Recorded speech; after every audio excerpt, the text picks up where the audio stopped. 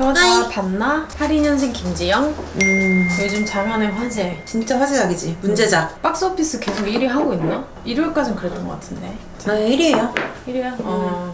개봉일부터 지금 계속 박스오피스 1위를 지키고 있는 82년생 김지영 영화를 보았습니다. 우리가 딱 1년 전쯤에 요 책의 리뷰를 했었더라고요.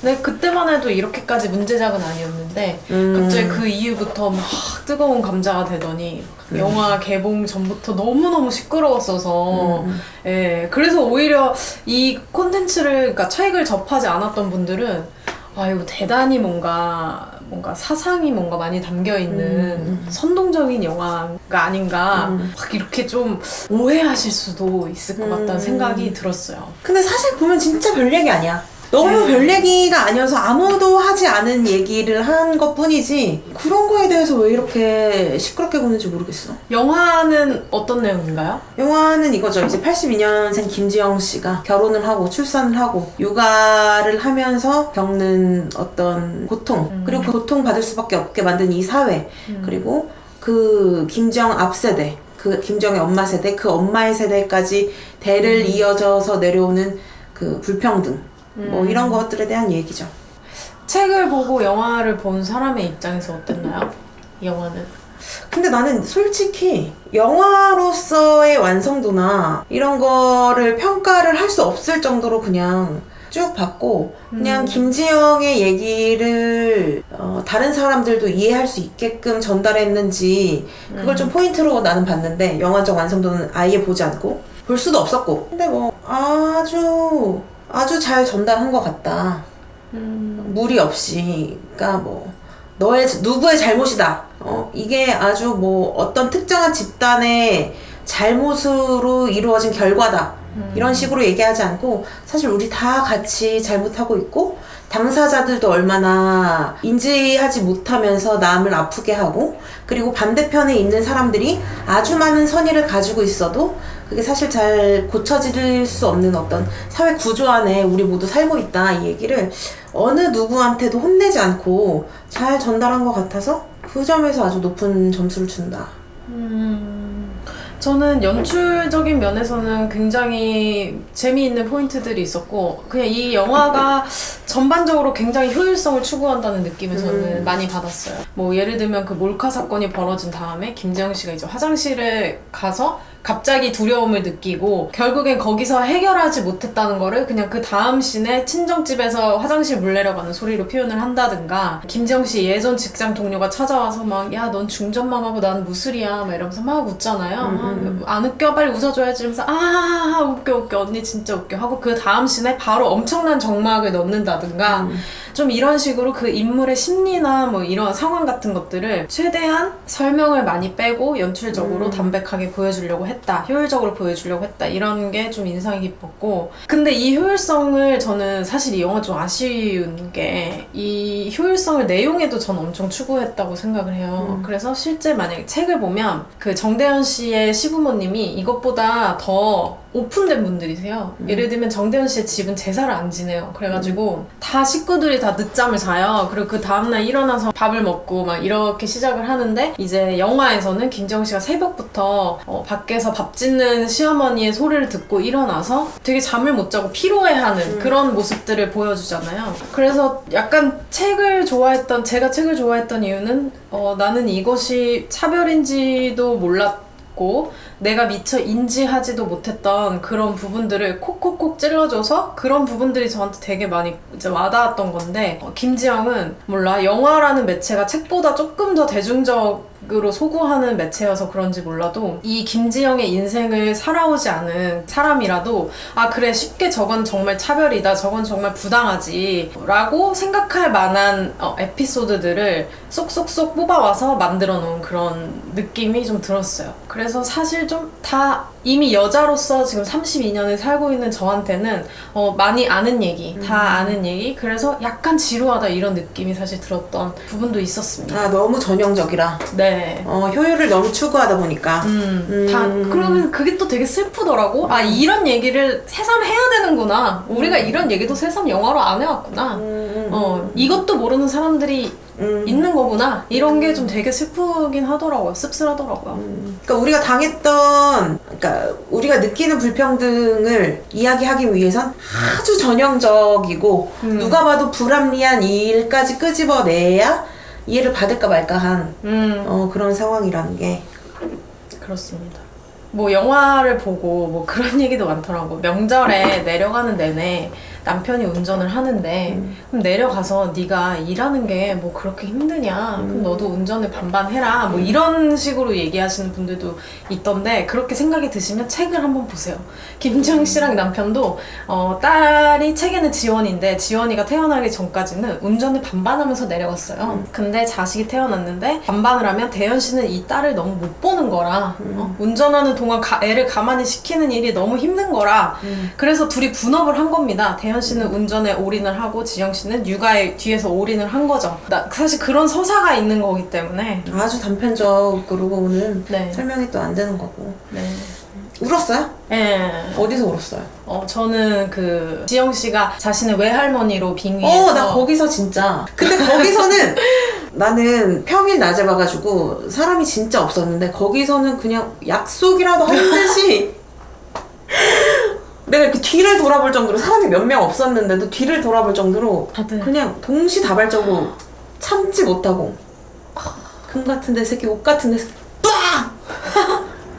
저는 거기서 약간 그 여성의 어떤 대를 너무 3대가 약간 그 뭐야 연대하는? 공감하고 연대하는 그런 느낌이 나더라고요. 엄마가 키워줄게도 하고 싶은 거 해. 근데 그 엄마가 봤을 때는 이 딸도 얼마나 자기 금 같고 옷 같은 딸이야. 미숙 씨도 미숙아 너 그렇게 하지 말라. 막 이게 진짜 와 아우 참 이렇게 그러니까 살아오셨구나. 사회 구성원 누구도 시스템조차도 그들을 구원하지 못하기 때문에 그들끼리 연대해야만 누구 하나가 숨통이 겨우 트이는 거잖아요. 그쵸. 그러니까 이게 대를 잃고 또 이렇게 그 똑같은 길을 걷는구나. 이게 진짜 울음이 터져버렸고 그냥 말로만 들었을 때도 놀랐을 텐데 자기 딸이 미쳐버렸다 이거에. 근데 그거를 본 거 아니에요. 심지어 나의 엄마로 빙의해서 평생을 한 번을 못 해준 말을 그렇게 딸의 입을 통해서 말을 하는 걸 보고 진짜 그때는 진짜 약간 정신을 못 차리겠더라고. 전 2번 봤는데 그 부분에선 2번 다 눈물이 나더라고요. 정 여사님은 어디서 좀 어떻게 보셨나? 정 여사님은 솔직히 저는 정 여사님이 별로 재밌게 봤다고 생각 못 했거든요. 왜냐면 하품을 3번 정도 하셨어요. 근데 처음에 이랬지. 그 지영이 그 명절 때 내려가서 요리하는 걸 보고 원래 제가 이걸 엄마랑 이모랑 같이 보려고 했는데 이모는 책을 보고 봤는지 아무튼 보기 싫다고 했대요. 요즘 자기 마음이 너무 힘든데 그런 힘든 얘기 보고 싶지 않다고. 근데 엄마가 딱 그 장면을 보고 시누이 들어오는 거 보고 그래서 이모가 보기 싫다고 했나 보다 이러더라고. 그래서 엄마의 눈에는 이 장면이 어떻게 보일까. 엄마도 정말 너무너무 많이 고생을 했던 사람이어가지고 그 면에서 우리 그 친가는 제사를 안 지냈음에도 불구하고 며느리를 못 잡아먹어서 한 달이었는데 예를 들면 치킨을 올려요. 그냥 치킨을 같이 먹고 할아버지가 좋아하셨던 치킨 먹고 다 기도를 하고 이랬는데 치킨을 튀기라 그래요. 시키면 되는데 치킨집이 이렇게 많은 이 나라에서 치킨을 튀기라 그러고 막 그것도 한 마리 그냥 튀기면 되는 게 아니잖아요. 식구가 많잖아요. 뭐 7마리, 8마리를 튀기라 그래요. 그래서 엄마가 저를 낳던 날도 그날은 백숙을 삶으라 그래가지고 닭을 6마리 삶다가 엄마 양수가 터진 거거든요. 근데 또 진짜 웃긴 게 뭔지 알아? 그래서 병원에 갔어. 양수가 터지면 애를 낳아야 되잖아. 근데 의사가 이제 친할머니랑 얘기를 한 거야. 뭐 낳아야 됩니다 이 얘기를 했겠지. 근데 친할머니가 다시 엄마한테 와가지고 집에 가면 된단다 이렇게 한 거예요. 그래가지고 엄마는 또 집에 와서 한 거야. 그러면서 양수가 다 터졌으니까 그 자기 속옷을 또 빨고 있었던 거야. 그걸 다 묻은 거를. 양수가 터지고 있는 그 만삭의 산모가 그걸 빨고 있었던 거야. 그러다 이게 이상하니까 자기 언니한테 전화를 한 거지. 큰언니한테. 언니 나 이상해 계속 물이 나와 이러니까 너 미쳤냐면서 애 죽이려고 작정했냐면서. 그래서 갔는데 이미 양수가 거의 절반이 빠져있는 상태였던 거야. 그래서 저는 나왔을 때 울지도 않았대요. 거의 죽어있는 것처럼. 그런 말도 안 되는 노동을 했던 분이기 때문에 그 장면에서 나야 뭐 교과서로 보고 영화로 보고 드라마로 본 거지만 엄마한테는 그게 자기가 겪었던 일일 거 아니야. 그러면 진짜 속이 막히는 정도까지 남다르겠다 이 생각을 했죠. 근데 누구한테 제일 많이 좀 마음이 갔어요? 좀 내 얘기 같고 뭐 이러는 거. 거기 되게 여러 인물 군상이 나오잖아요, 사실. 지영 씨의 상사도 있고, 직장 동료도 있고, 남편도 있고, 뭐. 지영이 언니? 그냥 결혼을 하고, 그러니까 내가 이걸 그대로 관성적으로 따라가지 않으려면, 관성을 거스르려면 그냥 결혼이라는 제도를 내 삶에 끌어들이면 안 되겠구나라고 마음까지 먹어버려야 했던 그 언니. 그리고 그렇게 마음을 먹었지만 결국은 뭐 거대한 일을 해낸 게 아니라 그냥 교사가 됐잖아요. 그러니까 엄청나게 많은 걸 포기했지만 얼마나 그걸 매 순간 싸워야 하겠어. 만나는 사람마다 넌 결혼 안 하니? 너 애를 낳을 거면 지금 결혼해야 된다. 좀 있으면 노산이다. 노산이야. 가임기가 지나버려. 이런 얘기를 인사처럼 하잖아. 그 모든 역경을 내가 감수해내겠다. 그럼 난 결혼 안 하겠다라고 했지만 결국에는 또 가정 환경이 또 뒷받침 해주지 않아서 그냥 교육비가 싼 교대로 이제 그래서 그냥 교육 공무원이 된 언니. 작은 걸 얻기 위해서 굉장히 많은 걸 포기한 그 사람이 가장 그래 얻는 것보다 효율이 진짜 적다 이 일은. 그 지석이가 막 이러잖아. 그래서 누나한테 안 피곤하냐 너? 막 이러니까 피곤하지. 피곤해도 화이팅 해야지. 그게 진짜 나도 은영이한테 마음이 많이 가더라고 진짜. 왜 이렇게 시끄러운 영화가 됐는지 모르겠어요. 아니 뭐 42년생 박춘자가 아니라서 그렇답니다. 네. 지금 시대는 연함이 굉장히 평등한 시대이기 때문에 왜 저렇게 오바를 떠느냐 뭐 이렇게 얘기를 하시는데 저희가 1년 전에 책 리뷰할 때도 이 얘기를 했었거든요. 보편적인 여성의 삶을 다루고 있다고 하는데 사실 보편적인 여성의 삶치고는 꽤 괜찮다. 지영 씨의 삶은 이런 얘기를. 영화 속 지영이는 훨씬 더 운이 좋지. 남편이 훨씬 더 다정하고 다감해졌잖아. 맞아 남편은 그렇게 많이 각색이 됐어요. 그래서 더 오는 효율이 더 크지. 저렇게 마음을 많이 써도 이게 해결이 안 되는 일이구나. 맞아. 그 남편도 노력을 하잖아 나름대로. 정신과도 알아보고 동료들하고 상담도 해보고 막 이러는데 그게 뭐 동료들하고 상담한다고 될 일입니까? 육아휴직이 사실 이 사회가 진짜 엉망진창이다. 혼나는 기분인가?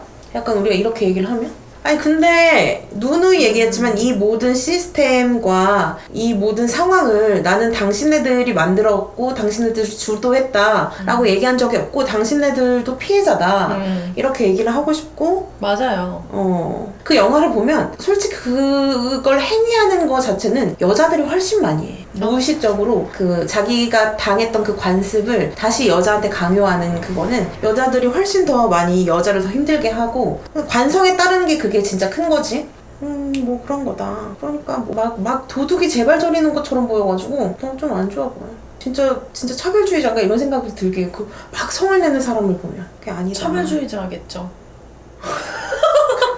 아니, 이걸 보고 성을 내는 분들은 차별주의자겠죠. 그거 아니고선 성을 낼 수가 없다. 그리고 내가 겪었다고 얘기하는데 내가 저 사람의 삶에 공감한다고 얘기를 하는데 나의 삶을 단 1초도 살아보지 않은 당신이 네 삶엔 차별이 없었다라고 얘기하는 것은 너무 지나친 억압과 폭력이다. 당신이 그렇게 얘기한다는 게 이 사회에 차별이 있다는 증거다. 당신이 정말 이 사회가 차별이 없는 사회라고 생각하면 그런 말도 하지 말아야지. 남의 인생에 대해서. 그게 진짜 지영이가 왜 힘들었겠구나를 보면 좀 댓글을 보면 느낌이 와.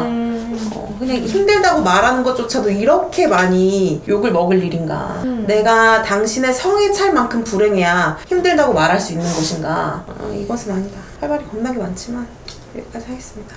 더 많은 얘기를 듣고 싶으면 어디로 가야 되죠? 바로 팟빵으로 오시면 돼요. 우리 김현정이 이제 김현정 팟캐스트로 또 진출을 해가지고 오디오 콘텐츠로 여러분 찾아뵙게 됐습니다. 팟캐스트에서는 첫 번째 부작으로 이제 김지영 특집을 할 거고요. 예. 사실 전 영화는 좀 아쉬웠기 때문에 책 얘기도 같이 해서 좀 더 풍성하고 많은 얘기를 들려드릴 예정이니까 많이 와줘. 네, 여기 밑에다 URL을 달아놓을게요. 야메랑.